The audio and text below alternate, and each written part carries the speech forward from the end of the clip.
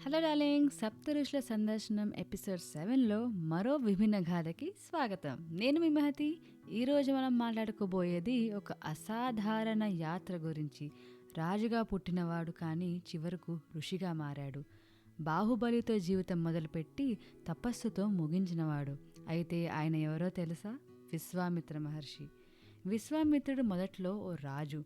ధైర్యం, గర్వం, యుద్ధ వీరత్వం ఇవన్నీ ఆయనకు సహజం. కానీ ఓ చిన్న సంఘటన ఆయన జీవితాన్ని మారుస్తుంది. విశ్వామిత్రుడు ఓసారి వశిష్ఠ మహర్షి ఆశ్రమానికి వస్తాడు. వశిష్ఠుడు అతనికి కామధేను అనే దివ్య గోవుతో అతిథి సత్కారాలు చేస్తాడు. అప్పుడే విశ్వామిత్రుడి మనసులో ఓ కోరిక, ఆ గోవుని తన రాజ్యానికి తీసుకెళ్ళాలి అని.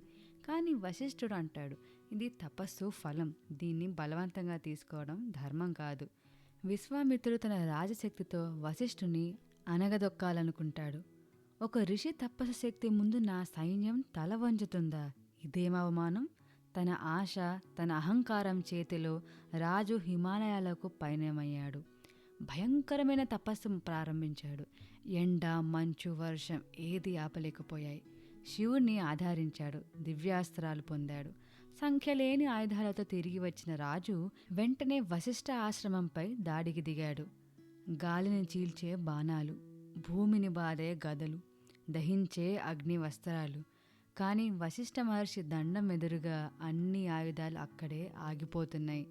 ఎదురు దెబ్బలు తగలకుండా అర్థం కాని ఓ నిర్ణీత శాంతత. వశిష్ఠుని తపశ్శక్తి ముందు ఆయుధాలన్నీ నిశ్శబ్దంగా ఆగిపోతున్నాయి. విశ్వామిత్రుడు ఘోరంగా ఓడిపోతాడు. ఆ ఓటమి విశ్వామిత్రుడి గర్వాన్ని తూట్లు పెట్టింది. ఆయన నిర్ణయించుకుంటాడు, వశిష్ఠుడిని మించిన బ్రహ్మ ఋషిగా మారాలి.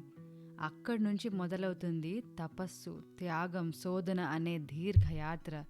కానీ కోపం, అహంకారం, పరవశం ఇవన్నీ మళ్ళీ మళ్ళీ ఆయనకు వెనక్కి లాగుతాయి. ఒకసారి దేవేంద్రుడు అతని తపస్సు పరీక్షిద్దామని అప్సరసి మేనకను పంపిస్తాడు. ఆయన మనస్సు చలించిపోయింది. తపస్సు ఆగింది. వీళ్ళిద్దరికీ పుట్టిన కుమార్తె శకుంతలాదేవి. కానీ విశ్వామిత్రుడు ఈ పరాజయాన్ని కూడా మార్పుకు ఉపయోగించుకుంటాడు. తపస్సు మరలా ప్రారంభించాడు. ఈసారి ఆయన మారిపోయాడు. లోపాన్ని తెలుసుకున్నాడు. చివరికి వశిష్ఠ మహర్షి స్వయంగా ఆయన్ని బ్రహ్మఋషిగా అంగీకరించాడు. వశిష్ఠుడు చెబుతాడు, ఇప్పుడు నువ్వు నిజమైన బ్రహ్మఋషివి. ఆ మాటలు విశ్వామిత్రుడి తపస్సుకి నిజమైన గౌరవం. అలా ఒక రాజు తన ఖడ్గాని వదిలి తపస్సు కర్ర పట్టుకొని బ్రహ్మఋషిగా మారాడు. వాట్ అ ట్రాన్స్ఫర్మేటివ్ జర్నీ కదా డార్లింగ్. మరి ఈ లోకానికి ఆయన ఇచ్చిన గొప్ప బహుమతి ఏంటో తెలుసా? గాయత్రి మంత్రం. ఓం భూర్భువస్వః అనే ఆ పవిత్ర మంత్రాన్ని ప్రజలకు అందించిన ఋషి విశ్వామిత్రుడే. జ్ఞానపు వెలుగు అందించినవాడు, ధర్మపు దీపం చూపించినవాడు విశ్వామిత్ర మహర్షి. అది ఒక యోధుడి జయగాథ కాదు, ఒక మనస్సు విజయం.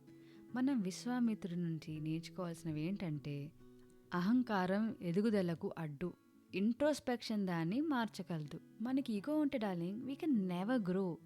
ఇగో అంటే అది మనిషిని మైక్ దగ్గర నుంచి మ్యూట్ బటన్కి తీసుకెళ్తుంది. విఫలత ఒక ఫుల్ స్టాప్ కాదు, అది ఒక సెమికోలన్. అందుకే ట్రై అంటిల్ యూ సక్సీడ్ అన్నదానికి విశ్వామిత్ర పర్ఫెక్ట్ ఎగ్జాంపుల్. తపస్సు అంటే జస్ట్ కూర్చోవడం కాదు, కోపాన్ని నియంత్రించడం, స్వభావాన్ని గెలవడం, మన తప్పుల నుండి మనం నేర్చుకోవాలి అని నేర్పించే బెస్ట్ ఎగ్జాంపుల్ విశ్వామిత్ర మహర్షి.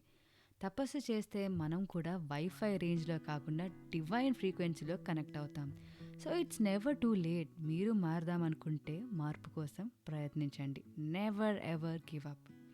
సో డార్లింగ్, ఇది మన విశ్వామిత్రుడి గాథ. ఒక రాజు, ఒక తపస్వి, చివరికి ఒక బ్రహ్మర్షి. ఆయన మనలో ప్రతి ఒక్కరిలో ఉన్న మార్పు శక్తిని నమ్మే ఆదర్శం. కష్టాలకి లోబడకుండా ఆత్మశక్తిని పెంపొందించుకుంటే మనం కూడా ఆ మార్గాన్ని నడుచుకోవచ్చు. తర్వాత ఎపిసోడ్లో మరో ఋషి కథతో కలుద్దాం. You've been listening to your girl on Masti with Mahathi. Podcast updates కోసం follow me on Instagram. Details అన్ని నా బయోలో ఉంటాయి.